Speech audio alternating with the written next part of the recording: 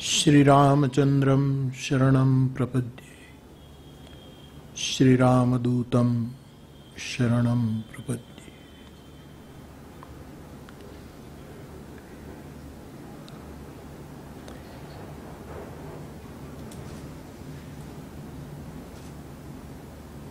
भगवत कृपाथी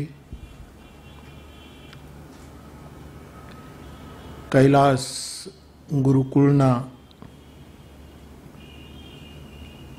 आ परिसर में भगवान आदि जगतगुरु शंकराचार्य संवाद गृह में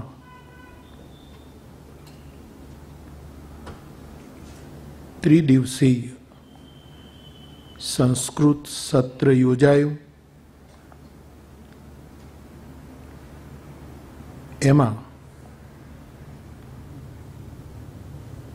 आ वखतनो विषय देव विमर्श।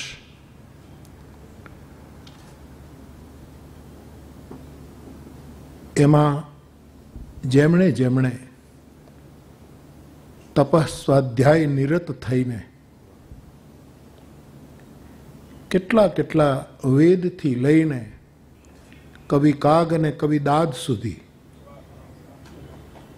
वच्चे क्यांक मनोज खंडेरिया पण आव्या। आ वेद थी आ श्लोक थी लोक सुधी नो स्वाध्याय करीने जे कई अहींया आपणने आपणी सामे पीरसायुं एनो खूब ज आनंद व्यक्त करूं छुं। अने आनंदनो छेल्लो एक परम घूंट आज आपणे पी रह्या छीए अने ते आपणो एक ऋषि भले कुर्ता पायजामा होय पण ऋषिनो कोई गणवेश नथी होतो। ऋषि तो वृत्ति थी थवाय छे, वेश थी थोड़ू थवाय।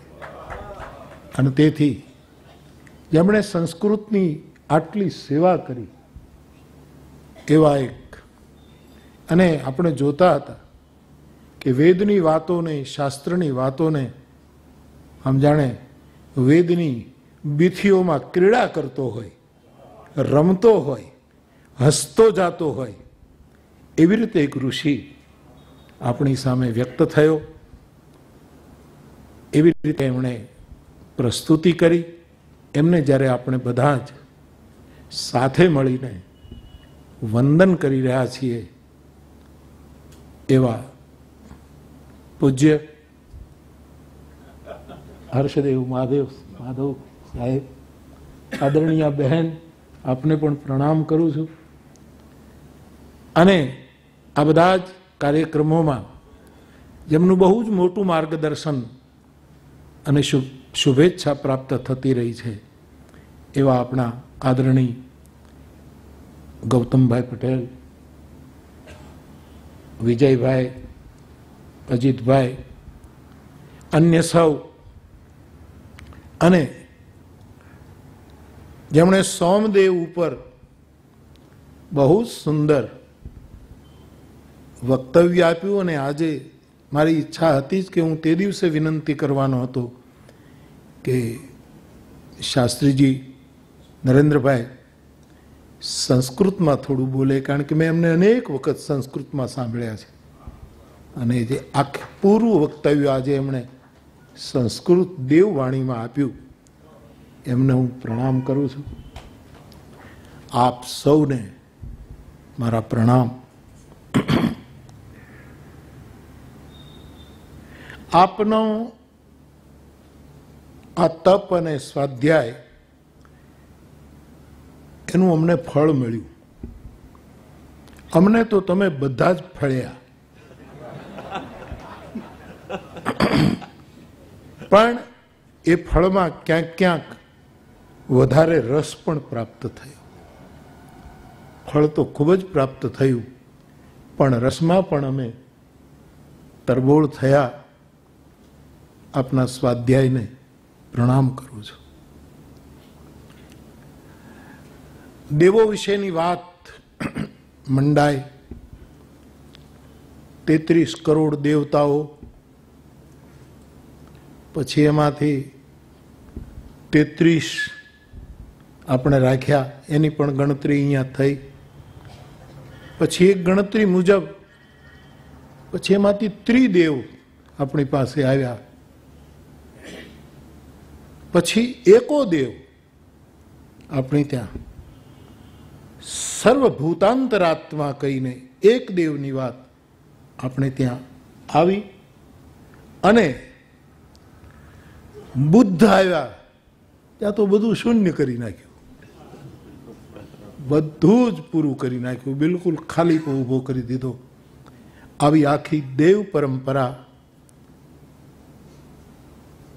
આપણી પાસે, આપણે એમના દર્શન કર્યા આપની વાણી દ્વારા.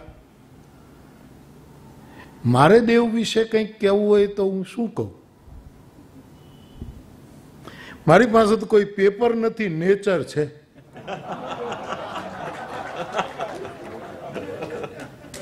પેપર હોય તો હું મુદ્દા કહું આપને, પણ હવે એવું તો નથી. કાંઈ પણ વાંચીને બોલવાની ટેવ નથી, એટલે તો રામાયણનો ગ્રંથ પણ ખોલતો નથી. હા, રોજ પાઠ કરું ત્યારે ખોલીને જ પાઠ કરું, ને રોજનો મારો પાઠ. પણ વ્યાસપીઠ ઉપર બેઠા પછી એ મને ખોલે છે. એટલે આમ મને કંઈ આમ પેલું બધું ફાવે નહીં. આજે મારે શું બોલવું એ કાંઈ નક્કી નહોતું, પણ બોલીશ. અને ફાયદો એ છે કે કોઈ સંયોજક નથી.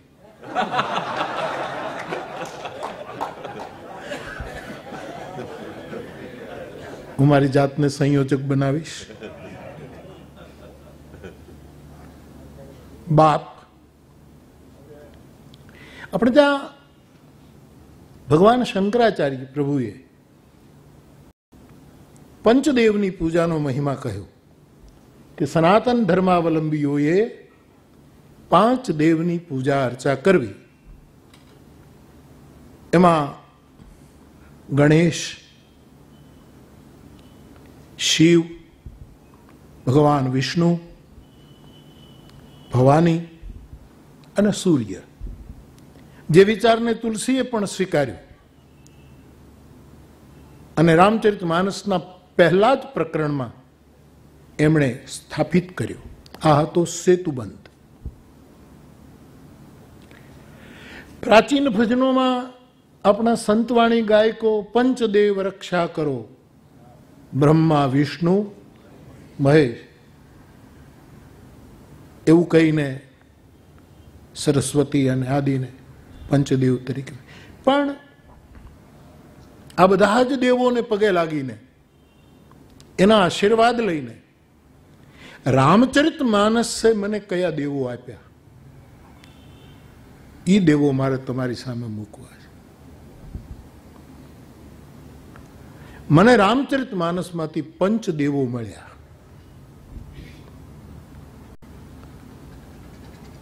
અમુક કથામાં કયા કરતો હોઉં છું કે મને દેવોની સાથે બહુ ફાવતું નથી. એમાં ઇન્દ્રની સાથે તો નહીં જ.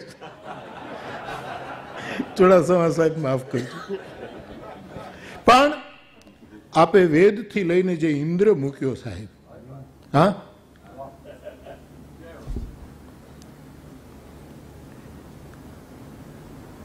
અને પુરાણો સુધી આવતા આવતા ઇન્દ્ર વિચારવાન પાણીની મેઘ સૂત્રે શ્વાનમ યુવાનમ ભગવાન, આમ કહીને એને એક જ સૂત્રમાં જુવાનને, કૂતરાને, ઇન્દ્રને. સંસ્કૃતની દાદાગીરી તો જુઓ કે એને કોઈની પડી નથી. ક્યાં શ્વાન, ક્યાં ઇન્દ્ર, ક્યાં યુવાન. અને તુલસી એનું ભાષાંતર કરે ચોપાઈમાં, સરિસ, શ્વાન, મઘવાન, જુબાનું.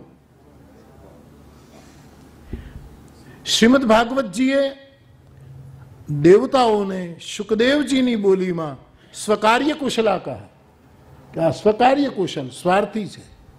મારો તુલસી સુર સ્વાર્થી કહે. હું ઊંચ નિવાસ નીચ કરતૂતી, દેખીને સકઈ પરાય વિભૂતિ. આવું પણ દેવતાઓ માટે, એટલે આમ ફાવે નહીં, એટલે મને તો બધાની સાથે ફાવે, પણ આમ દેવ મને ઘણી કથામાં વર્ષાએ બહુ વિઘ્નો નાખ્યા. ત્યારે ઘણા શ્રદ્ધાળુ એમ પણ કહેતા કે આ તમે ઇન્દ્રને બહુ પેલું રાખો છો ને, એનો આ પ્રતાપ છે. મેં કીધું આવું કરવાથી જો આવતો હોય તો સારું છે યાર, આવે છે ને કોઈ પણ રીતે. તો બાપ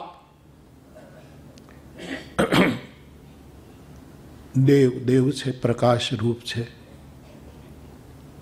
એમના ચરણમાં પ્રણામ જ કરવાના રહે.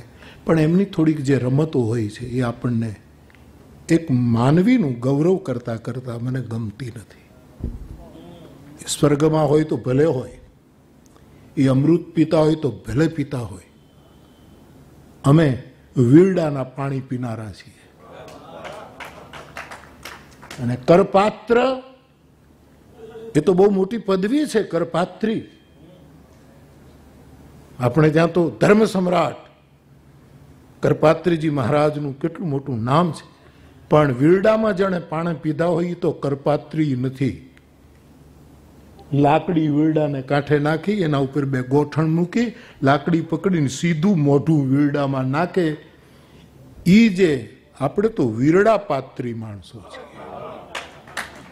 એટલે આપે તો અમૃત પીધા છે, અને અમૃત પીધા પછી તમારા પુણ્ય ક્ષીણ થાય અને તમે નીચે આવો છો. અમે વીરડાના પાણી પીધેલા ઉપર જઈએ છીએ.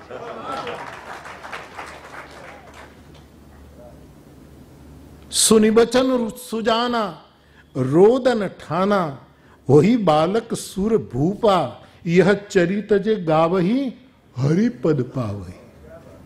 આ ચરિત્ર ગાશે એ ઉપર જશે, હરિપદ પામશે. એટલે દેવોનો મહિમા જ્યારે વેદોમાં હોય, યાસ્કાચાર્ય, સાયણાચાર્ય, આવા ધુરંધર મહાપુરુષો જ્યારે એને આપણી સામે ખોલતા હોય ત્યારે એ મહાન છે જ, એનો કોઈ સવાલ નથી. પણ મેં એમાંથી રામચરિત માનસના આધારે 5 દેવો શોધ્યા છે. એ મારે ખાલી તમને કહેવું છે, તમારે માનવાનું જરૂર નથી. હું કહું એટલું તમે સાંભળો બસ. એક દેવ મેં રામચરિત માનસમાંથી પકડ્યો છે, પહેલો દેવ, અને એ દેવનું નામ છે નામદેવ. એહી મહ રઘુપતિ નામ ઉદારા, અતિ પાવન પુરાણ શ્રુતિ સારા. નામદેવ, હરિનું નામ, એના જેવો કોઈ દેવ નથી. આ કલયુગમાં પ્રભુનું નામ. નામદેવ મહારાષ્ટ્રના એક મહાન સંતનું પણ નામ છે. નામદેવ એ ભક્તિ અને પ્રેમનો માર્ગ બતાવે છે. બિના પ્રેમ રીજે નહીં તુલસી નંદ કિશોર. પણ કેવલ ભક્તિ આમ વેવલી ભક્તિ ન થઈ જાય, ઘેલછા ન આવી જાય, ભક્તિમાં અંધશ્રદ્ધાઓ ઘર ન કરી જાય, એટલા માટે રામચરિત માનસમાંથી મેં બીજો દેવ પસંદ કર્યો છે. એનું નામ છે જ્ઞાનદેવ. માણસમાં વિવેક હોવો જોઈએ, માણસમાં વિચાર હોવો જોઈએ, માણસ ચિંતન કરતો હોવો જોઈએ. તુલસીએ એમ લખ્યું છે, જ્ઞાન વિરાગ વિચાર મરાલા. એટલે જ્ઞાનદેવ એ પણ મહારાષ્ટ્રનું એક બહુ જ મોટું નામ, સંત જ્ઞાનેશ્વર. પણ માનસના સંદર્ભે, અને આપ ઉત્તરકાંડ જોશો માનસનો તો આપને ખબર છે, અહીંયા વ્યાખ્યા થઈ કે દેવ શબ્દનો એક અર્થ થાય પ્રકાશ, અજવાળું પ્રકાશ. અને તુલસી રામચરિત માનસમાં એક નામ જ્ઞાનદેવનો પ્રકાશ આપે છે, જેનું નામ છે જ્ઞાનદીપ. એના અજવાળાનું સોહમસ્મી ઇતિ વૃત્તિ અખંડા દીપ શિખા એ પરમ પ્રચંડ. તુલસીદાસ મારે કહેવું જોઈએ કે તુલસીએ કઈ વસ્તુ ક્યાંથી લીધી એમાં તુલસીને ખરાબ ન લાગે, પણ આ દીપ શિખા એ જે ઇન્દુમતીનું વર્ણન કાલિદાસ કરે ત્યાંથી આખી દીપ શિખાને તુલસીએ ઉઠાવી. પણ ફરક એટલો બાપ, હું વિનોદભાઈને કહેતો હતો કે ફરક એટલો છે કે કાલિદાસની ઇન્દુમતી દીપ શિખાની ઉપમા પામે છે અને એ સ્વયંવરમાં જ્યારે નીકળે છે ત્યારે જેની સામે જાય છે એ તો પ્રકાશિત થાય છે, પણ એને પછી બીજી એને છોડીને જાય એટલે બાકીના બધા ઝાંખા પડતા જાય. અને રામચરિત માનસમાં એક દીપ શિખા એવી છે, માં જાનકી કે સુંદરતા કહું સુંદર કરે, છબી ગૃહ દીપ શિખા જનવરી. એ સુંદર હોય એને વધારે સુંદર કરે છે, ઝાંખા નથી પાડતી. એટલે તુલસીએ દીપ શિખાને દીક્ષિત કરી. અને સંતનું કામ છે શિક્ષિતને દીક્ષિત કરવાનું. કાલિદાસ કુમાર સંભવના સંદર્ભો અહીંયા આવ્યા. ક્યારેક ક્યારેક હું બીતો કથામાં કુમાર સંભવને સ્પર્શ કરું છું, પણ શ્રોતાઓનો સુરુચિ ભંગ ન થાય. એ હીરાલાલ બાપા ઠક્કર હતા ને, આપણે ત્યાં કર્મનો સિદ્ધાંત આપ્યો, પુસ્તક આપ્યું, બહુ ફેમસ થયું. એ એમ કહેતા કે મારી વાતો સાંભળ્યા પછી કોઈને તકલીફ થાય તો જેને ઉલટી થવાની બીક હોય ને એને બસમાં છેલ્લે બેસવું, એટલે બીજાના કપડાં ન બગડે. એટલે ઘણી વખત અમુક વસ્તુ એવી હોય કે માણસને સાંભળીને ઉલટી થાય. પણ કાલિદાસ પોતાની જગ્યાએ, જેમ નરેન્દ્ર બાપાએ બહુ સરસ કહ્યું કે વ્યાસ વ્યાસ છે, કાલિદાસ કાલિદાસ. મને કહેવા દો તુલસીદાસ તુલસીદાસ છે, એ પણ છે સાહેબ.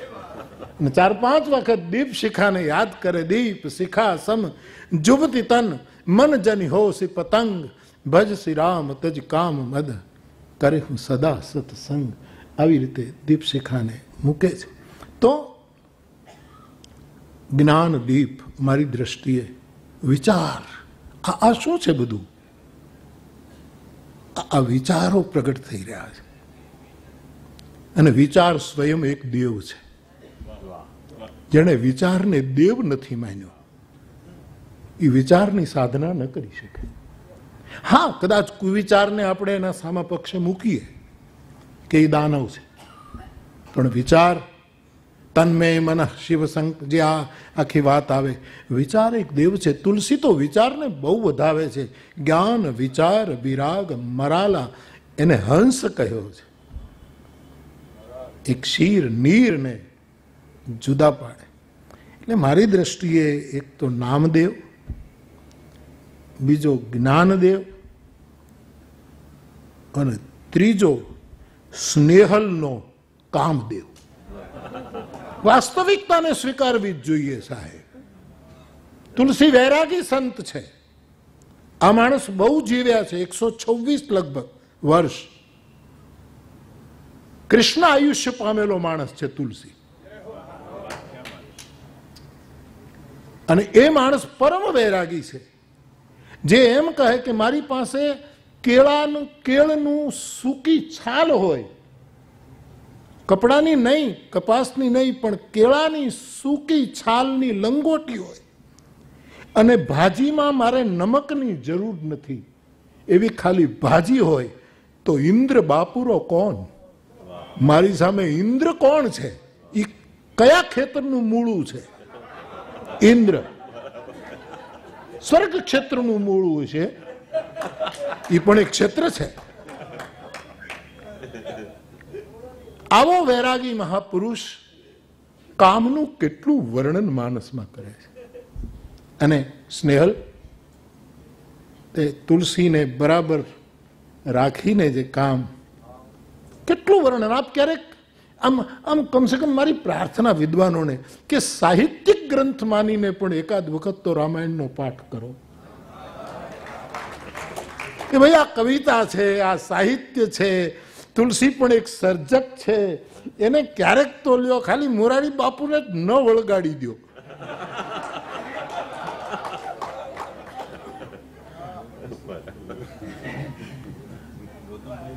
કેવું વર્ણન કર્યું છે આ માણસે, અદભુત વર્ણન. પણ ભય કામ બસ જોગીશ તાપસ પામરન કી, કો કહે દેખઈ ચરાચર નારીમય, જે બ્રહ્મમય દેખત રહે અબલા બિલો કहीं પુરુષમય, જગ પુરુષ સબ અબલામયમ, પણ દુઈ દંડ ભરી બ્રહ્માંડ ભીતર કામ કૃત કૌતુક અયમ જીયુ કામ કૌ કૃત કૌતુક અયમ. વાસ્તવિકતાનો ઇનકાર ન કરાય. એટલે કામદેવ એક મહત્વનો દેવ છે, અને સ્નેહલે બહુ જ વિવેકપૂર્વક એને સ્થાપિત કર્યો. યુવાનને પગે લાગુ, કારણ કે વાસ્તવિકતા છે. તમે કામને ગમે તેટલી ગાળો દો તોય શું, ઓલું જેમ કીધું ને કે આમ આંગળી રાખીને જોવું પડે.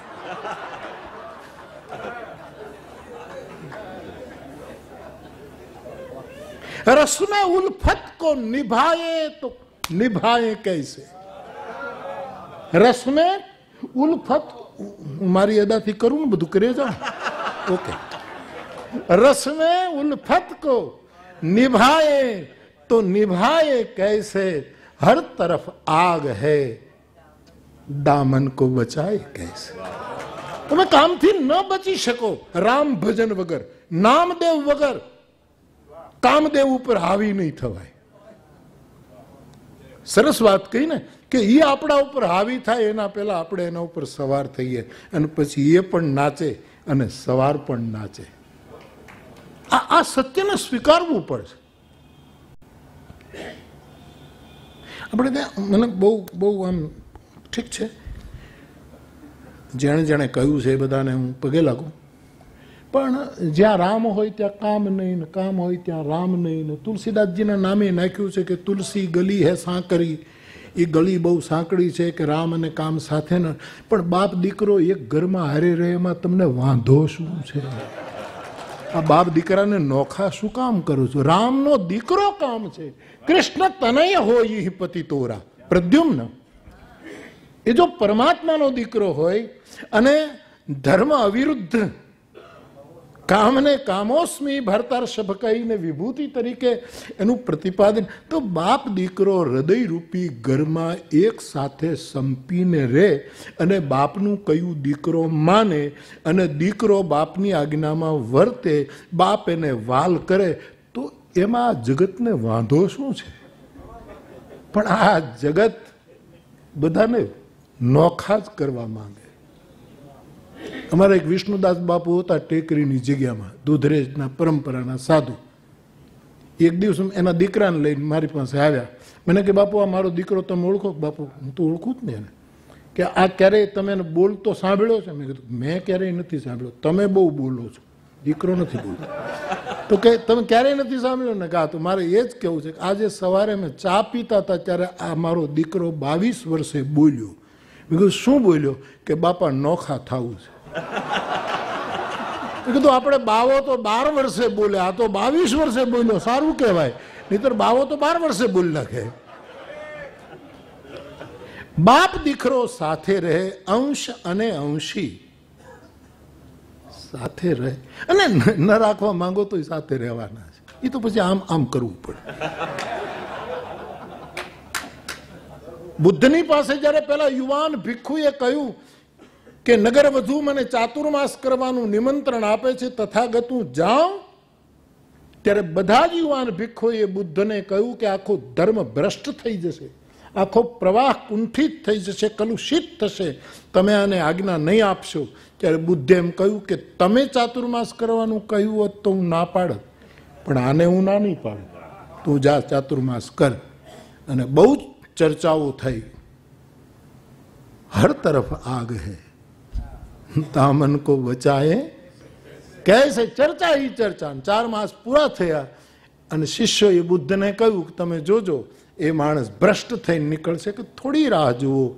અને એમ કહે છે કે જ્યારે બુદ્ધનો શિષ્ય ચાતુર્માસ કરી નગરવધુને ઘરેથી બહાર નીકળ્યો ત્યારે એની પાછળ નગરવધુ બુદ્ધમ શરણમ ગચ્છામિ ધમ્મમ શરણમ ગચ્છામિ. મને ખબર હતી કે આ ભ્રષ્ટ નહીં થાય, પણ જે ભ્રષ્ટ છે એને શ્રેષ્ઠ કરીને મારી પાસે લાવશે. તો કામ એક વાસ્તવિકતા છે.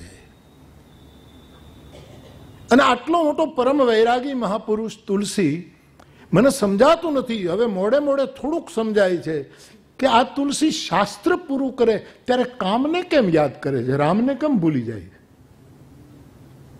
તુલસી એમ કહે છે કે કામી હિ નારી પિયારી જીમી. હે રામ, જેમ કામીને સ્ત્રી વાલી લાગે એવો તું મને વાલો લાગજે. બીજું ન કહી શકાય કે આને આ વાલું લાગે એવો તું મને વાલું લાગે. પ્રિયમ પ્રિયેવ વિષિતમ વિષણના મનોરવિંદાક્ષ દિદૃક્ષતે ત્વામ અજાત પક્ષા ઇવ માતરમ ખગા સ્તન્યમ વત્સ ધરા ક્ષુધાર્તા. પ્રિયમ પ્રિયેવ સુખદેવજીના શબ્દો છે. આવા પ્રેમની વાત ન કરી શકે કે એક પ્રિયુ અને એની પ્રિયતમાની વચ્ચે જે પ્રેમ હોય એવો રામ મને તારા તરફ થાય, પણ કામીને સ્ત્રી વાલી લાગે એવો તું મને. તુલસી આ વાસ્તવિકતાને સ્વીકારી છે. તો બાપ ત્રીજો દેવ કામદેવ છે. વાસ્તવિકતાને સ્વીકારવી જોઈએ.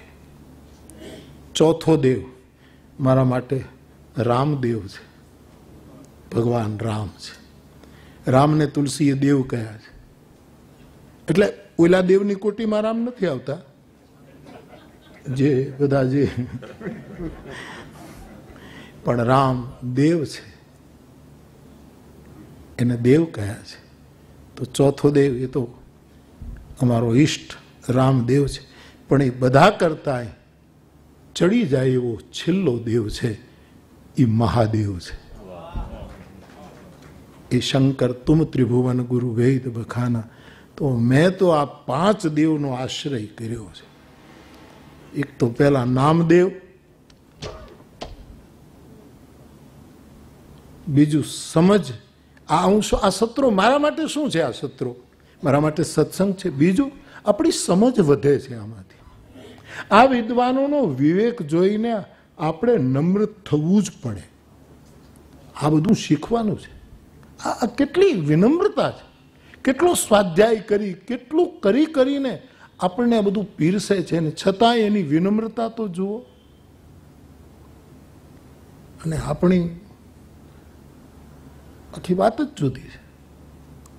અને વિદ્યા પુરુષ પાસે વિનય ન હોય તો વિદ્યા શું કામની? એ વિદ્યાનો શું અર્થ છે? અને મેં આમ આપણે દુનિયામાં તો બધું સારું નરસું બધું હોય ને, આવું જ જોયું છે કે હોય છે વિનય જરાય ન હોય. પણ આપણે વિનય હોય કે ન હોય આપણે શું લેવા દે? આપણે તો એની વિદ્યા જ લેવાની હોય. આપણે વિનય હોય કે ન હોય એ ખોટું નફાનો ધંધો એને ખાતે આપણે શું લેવા દેવા છે? આપણે શું લેવા દે? પણ મેં જોયું છે સારા સારા વિદ્યા પુરુષો આવી દેતા મેં સાંભળ્યા છે. પછી ભલે સંસ્કૃતમાં દે, સંસ્કૃતમાં ગાળો ન દેવાય. આ દક્ષ રાજાએ ભાગવતમાં શંકરને ગાળો દીધી, સંસ્કૃતમાં જ દીધી છે. શ્રીમદ ભાગવતનું પ્રકરણ આમ વાંચો દક્ષનું. હા, શિશુપાલે એ બધી સંસ્કૃતમાં જ દીધી છે. એ તો આપણે આમ હારું બધું ગોતીએ છીએ વિવેકને લીધે, બાકી કઈ એમાં કઈ. અને સંસ્કૃતમાં શું થાય? આપણને આવડે નહીં, દે આપણને ખબર ન પડે. આપણને મેં આશીર્વાદ આપ્યા છે અને મારી નાખે, ઢીમણા કરી નાખે. ત્યારે એમ લાગે કે વિદ્યા છે, પણ વિનય નથી. બાપ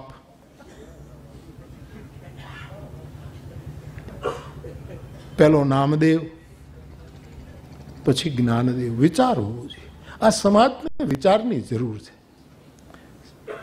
ઘણી વખત ધર્મ જગતે માણસને વિચારતા બંધ કરી દીધા છે. બહુ મોટું નુકસાન. વિચારતા બંધ થઈ જવું સમજ્યા વગર નિર્વિકલ્પ સમાધિ થઈ જાય એ તો વ્યાખ્યાઓ થાય, જેને થઈ એ તો બોલ્યા જ નથી, વ્યાખ્યાઓ થાય. પણ આ સમાજને વિચાર તો કરી બંધ કરી દેવો બિલકુલ, બસ અમે કહ્યું એ જ સાચું, એ તો એ કઈ સમાજને દુર્ગતિ તરફ દોરવાની વાત છે. અને આ જ વસ્તુ જો બંધ, વિવેક વિચાર જગતમાં હોવો જોઈએ, બહુ જ પ્રસ્થાપિત થવો જોઈએ. એટલે હું એને જ્ઞાનદેવ કહું. દર્દ में डूबे हुए नग में हजारों हैं मगर, दर्द में डूबे हुए नग में हजारों हैं मगर, साजे दिल टूट गया हो तो सुनाए कैसे. મૂળ વસ્તુ જ જો તૂટી જશે. મારો રામાયણનો હનુમાન બુદ્ધિમતામ વરિષ્ઠ કપી મન કિન્હ વિચાર, વિચાર કરી કરીને પગલા. એટલે વિવેક વિચાર એને હું જ્ઞાનદેવ કહું છું કે આપણી મદદે આવે છે. ત્રીજો, જીવનની વાસ્તવિકતાને સ્વીકારવી જ જોઈએ. કામદેવ. અમારે તો પેલા અમે કથા, અમરદાસ બાપુ એમ કહેતા કે અમે સાધુ ગૃહસ્થ સાધુ આપણે એટલે કથા કરવા બેસીએ એટલે ઘણા વિરક્ત સાધુ આવે ને તરત જ અમને ના પાડે કે તુમ સંસારી કથા કરતે હો. તો હું તો બહુ બોલું નહીં, શાંત રહીને સાંભળી, પણ અમરદાસ બાપુ તો સહન ન કરે એટલે એ તરત જ કહે કે હું સંસારી અને તારી સગાઈ અમે ક્યાં તોડી હતી. ખીજાશો શું કામ? આ તારા અભરખા જે ઓછા થઈ ગયા ને એનો બળાપો છે. તું વાસ્તવિકતાને સ્વીકાર. મારો તુલસી કહે છે ધરી નકાહુ ધીર, સબકે મન મન સીજ હરે, લેકિન જેહી રાખે રઘુવીર, સૌ ઉબરે તેહી કાલમાં. અને ચુડાસમા સાહેબે અરે મનોજે યાદ કર્યું, સિમકી ચાપી શકે કો તાસુ, બડ રખવાર રમા પતિ જાસુ. ભગત બાપુ લખે કે એના ખૂંટા કોઈથી ન ખેસવાણા, રખોપા જેને રામના. કોઈ નહોતો બચ્યો કામ પ્રભાવથી, પણ તુલસીને એમ થયું કે નહીં, જેટલાને રામે બચાવ્યા એટલા તે દિવસે બચાવ્યા. નામદેવ કામદેવને નાચતો કરશે. રામદેવ પણ વાસ્તવિકતાનો ઇનકાર ન થઈ શકે. બાપ એટલે મારી દ્રષ્ટિએ તો માનસરૂપી વેદના 5 દેવો છે. બસ એનું પૂજન યજન કરીએ છીએ ને આ બધા જ દેવો. મને ખબર નથી આપણે ત્યાં, મને ખબર નહીં તો આપ જ નિર્ણય કરજો. હું તો ખાલી કે એકાદ સત્ર આપણે એવું પણ થાય કે જેમાં વૈદિકથી લઈને બધી દેવીઓની જ ચર્ચા થાય, દેવી પાત્રો, પછી ભવાની, સરસ્વતી, ઇન્દ્રાણી, બ્રહ્માણી, જે જેટલી દેવીઓ હોય, બરાબર ને, એ બોલે. અને બને તો એમાં બહેનો જ બોલે. ભલા પછી એને જેટલા ઘા મારવા હોય એટલા મારે. આપણે કાંઈ પુરુષોએ ઓછું નથી કર્યું એ લોકો ઉપર, કાંઈ ઓછું નથી કર્યું, પણ બહેનો જ બોલે. અને જે અમારે ગૌતમભાઈ તો આ આખા કાર્યક્રમના એકદમ મૂળમાં છે, અને એ બહુ રાજીપો એણે વ્યક્ત કર્યો કે મારો પરમ સંતોષ છે કે આ બધા જ એટલે બહેનો બોલે. કારણ કે આપણે બધું બહેનોને જ કહેતા રહ્યા અત્યાર સુધી કાંઈ પણ. એક સભા હતી ને નાનકડી, એમાં એક ભાઈ બોલવા ઊભા થયા એટલે એણે એક રમૂજી ટૂચકો કહેવો હતો. એટલે એણે કીધું કે એક પતિ પત્ની હતા એમ કરીને, એટલે 2-4 બહેનો ઊભા થયા કે મને ખબર છે તમે શું કહેવાના છો, ખબરદાર તમે બહેનો ઉપર જ બધું નાખો છો. એટલે પેલો બંધ થઈ ગયો કે આપણે આ પતિ પત્નીને સંબોધન કરી નથી. પછી એણે કીધું કે 2 બાપુઓ હતા એટલે અમારા માટે.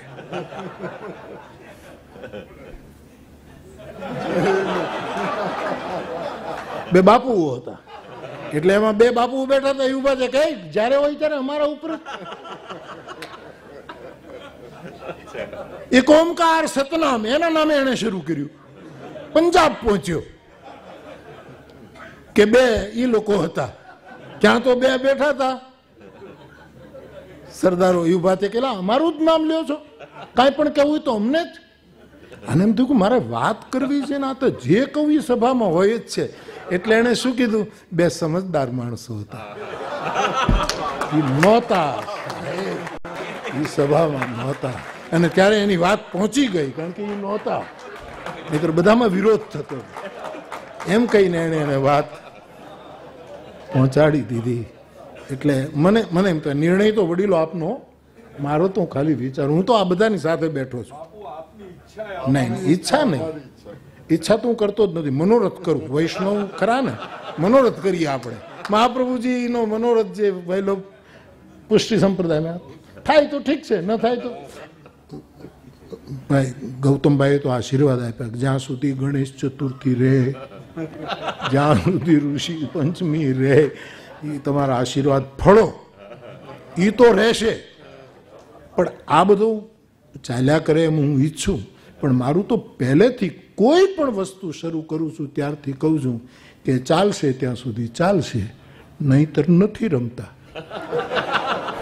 જો ચોથને દિવસે ગણપતિ પધારતા હોય ને ચતુર્દશીએ જો વિસર્જન લેતા હોય તો વિસર્જનનો માર્ગ રાખવો જોઈએ.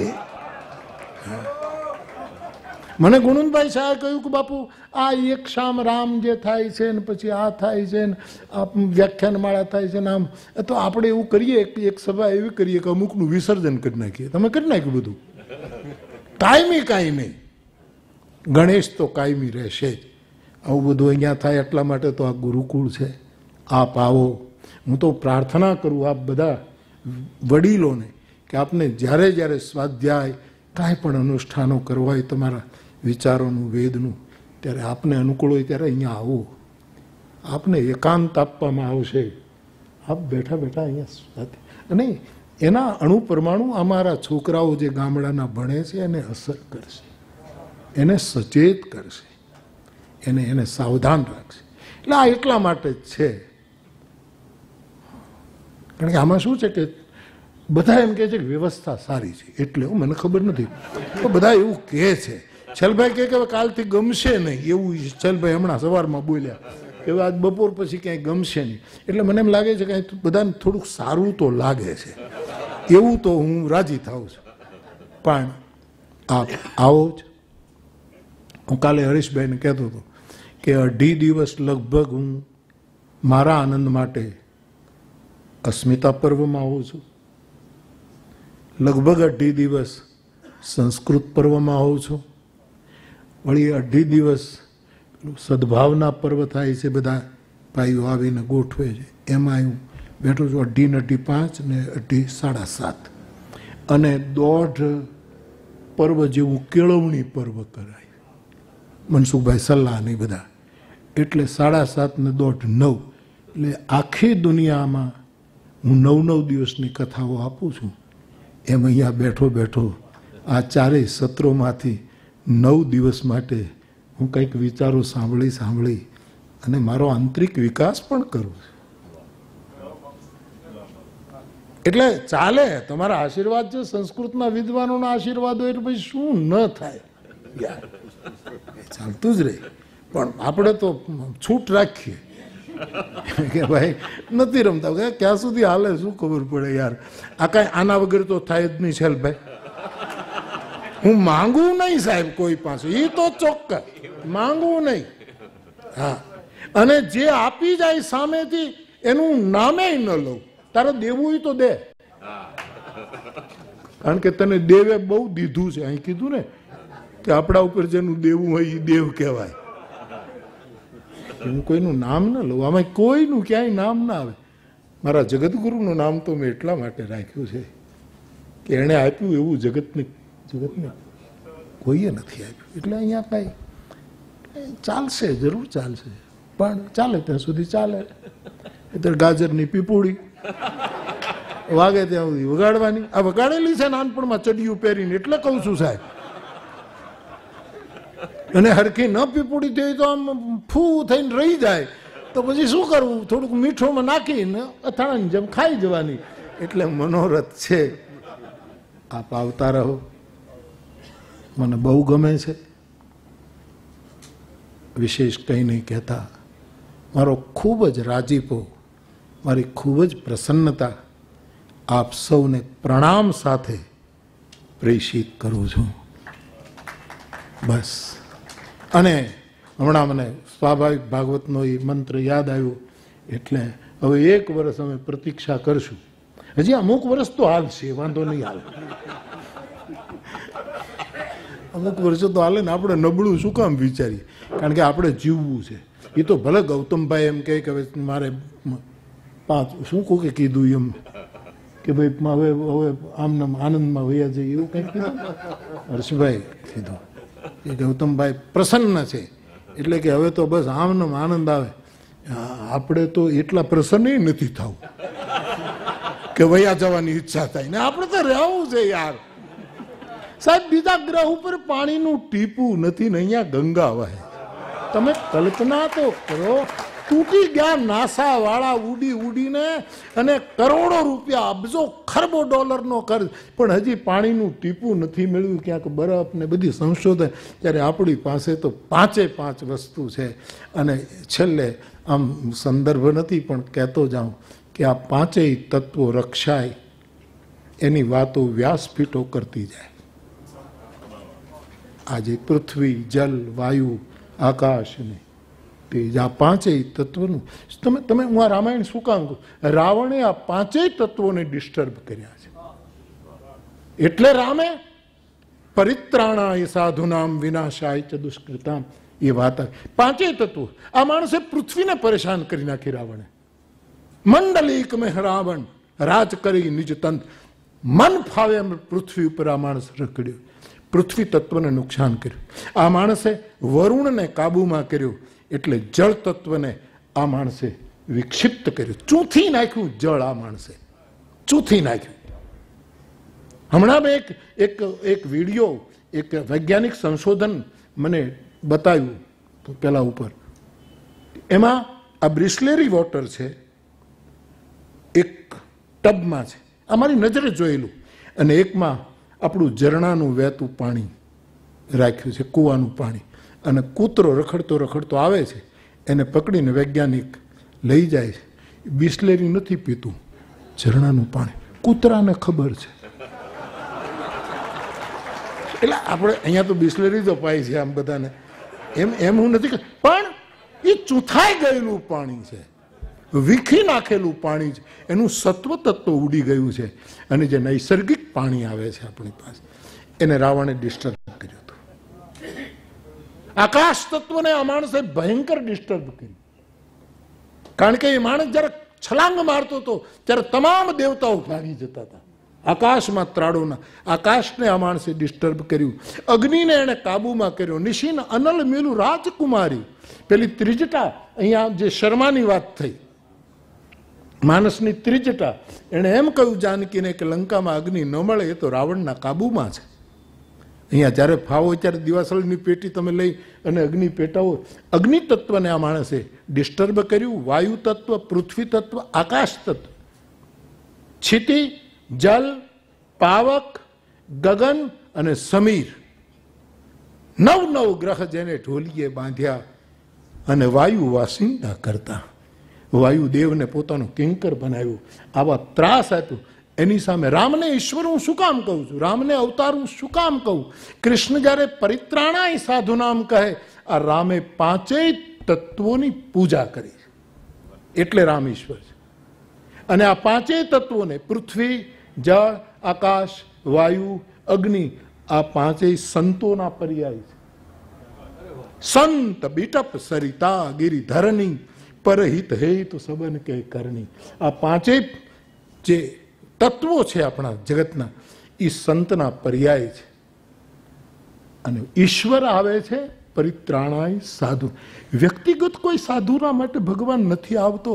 આ સામૂહિક સાધુઓ, આ પૃથ્વી સાધુ છે, આ આકાશ સાધુ છે, આ જળ સાધુ છે, આ તેજ સાધુ છે, આ વાયુ સાધુ છે, એના માટે રામ આવ્યો છે. સંભવામી યુગે યુગે.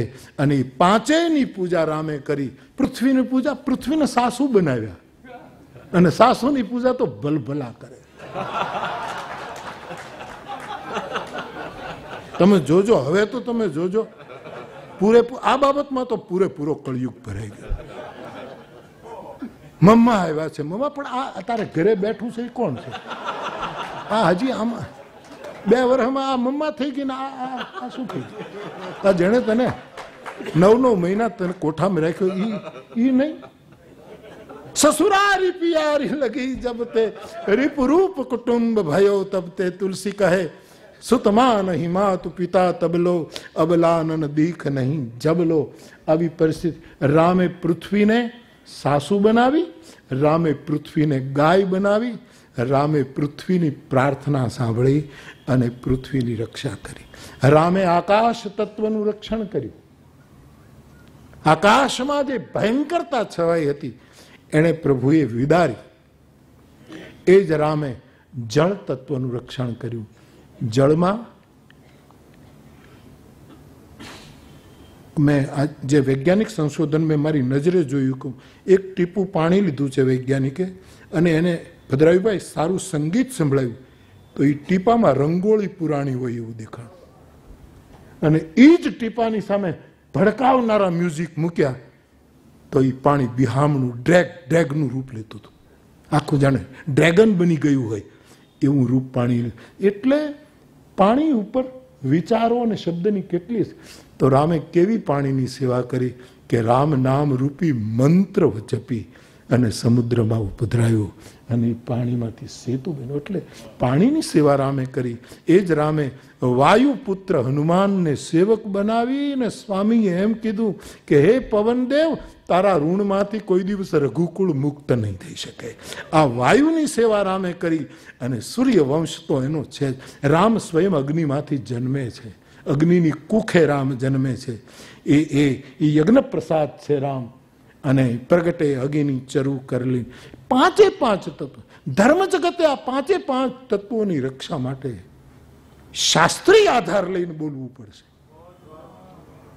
કારણ કે બધું બહુ જ પ્રદૂષિત થતું જાય સાહેબ. અને આને કેમ બચાવી શકશું? આવી સુંદર રૂપાળી, હજી ક્યાંય પાણીના ટીપા નથી મળતા, અને આટલા પાણી છે સાહેબ. એને બચાવવા માટે રામ કાર્ય કરવું પડશે. અને આવા કાર્યો, આવા વિચાર સત્રો મને એમ લાગે છે કે થોડુંક શુદ્ધિકરણ લાવી શકે, થોડુંક વાતાવરણ બદલી શકે એવી મને એક સાધુ તરીકે શ્રદ્ધા છે. એટલે આવતા વર્ષ માટેની અમે પ્રતીક્ષામાં છીએ, કારણ કે હજી જીવવું છે. આપણે કઈ કંટાળી નથી ગયા. મરે શું કામ યાર? मरना लगा रहेगा, जरा जी तो देखिए. इतनी भी परहेज क्या, थोड़ी तो पीजिए. सोमरस. અને સોમરસ સાહેબ રામાયણનો સોમરસ છે. રામાયણમાં રાકા રજની ભક્તિ તવ રામ નામ સોઈ સોમ અપર નામ ઉડગન બિમલ બસઈ ભગત ઉર્વ્યોમ. શરદની રાત્રિ નારદ કહે ભગવાન એ તમારી ભક્તિ છે, અને એમાં રામ નામ એ સોમ છે.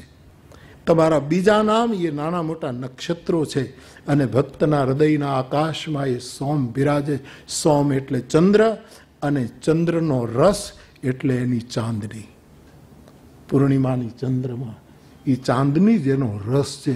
એટલે આપણે જ્યારે ચાંદનીમાં બેઠા હોઈએ અને પછી જેના જેવા સંબંધો જેવી વાતો કરતા હોઈએ,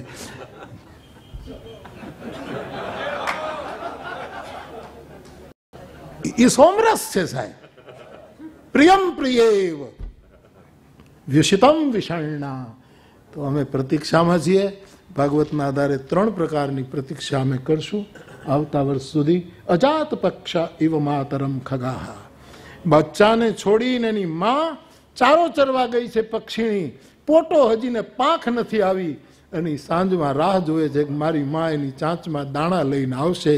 અને એ પોટો જેમ અજાત પક્ષા ઇવ માતરમ ખગાહા. ઈ જે પક્ષીણીની રાહ, એનો તાજો પોટો જો, અમે પોટા જેવા છીએ. અમારે હજી પાંખો ઉગી નથી, અને પાંખો ઉગે પછી કોઈ ચણ નાખતું નથી. અલ્લાહ કરે પાંખો ઉગે જ નહીં. તમે આવીને ચણ તો નાખ્યા કરો સાહેબ. અજાત પક્ષા ઇવ માતરમ ખગાહા. અમે એવી અમારી પ્રતીક્ષા હોય. બીજી પ્રતીક્ષા સંસ્કૃત સત્રની અમારી એ છે, અજાત પક્ષા ઇવ માતરમ ખગાહા સ્તન્યમ વત્સતરા સુધારતા. વાછરડું ઘરે બાંધ્યું છે ને ગાય ધણમાં ગઈ, અને રાંભતું હોય છે, પુકારતું હોય છે, ને સાંજ પડે એટલે ગાયની જે રાહ જુએ, અને ગાય માટે જે પુકાર કરતું હોય, અને એની માં મળે, અને પછી વાછરડું જેમ માથું મારીને એનું દુગ્ધપાન કરે, એવી ગાય. પણ એ પક્ષી અને ગાય એમાં તો થોડોક સ્વાર્થ પણ છે. પણ પ્રિયમ પ્રિયેવ શિતમ વિષણના. એક પોતાના પ્રિય વ્યક્તિને એની કોઈ પ્રિયતમા યાદ કરતી હોય, અને એના ચહેરાને જોવા માટે એ જે એક ગામડાની સ્ત્રી હતી ને એનો પતિ પરદેશ જતો હતો, એટલે બીજું બિલકુલ અભણ હતી. એટલે કીધું કે તમે ક્યારે આવશો? કે 18મે દિવસે આવીશ. તો પેલી કે 18 શું કહેવાય? આટલી બધી વિચારી, 18 કહેવાય કોને? તો કીધું કે આને મારે કેમ 18 સમજાવવું? એ ગામડાના માણસને તો 18 પુરાણ એ કેમ સમજાવવા?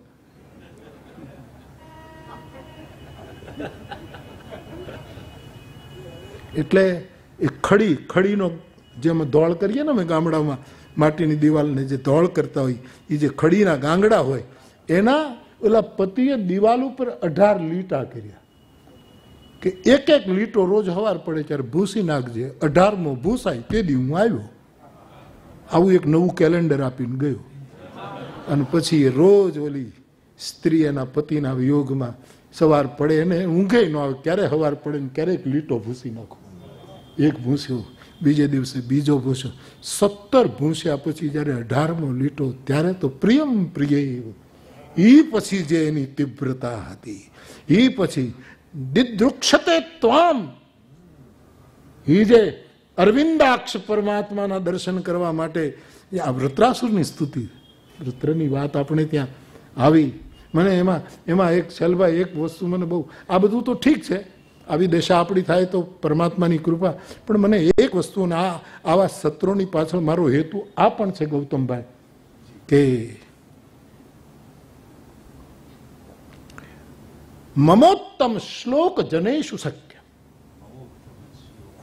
વૃત્રાસુર કહે છે પરમાત્માને કે જેટલા જન્મ મારે લેવા પડે એટલા હું લઈશ, હે હરિ, પણ મને ઉત્તમ શ્લોક માણસોની સાથે બેસવાનું આપજે.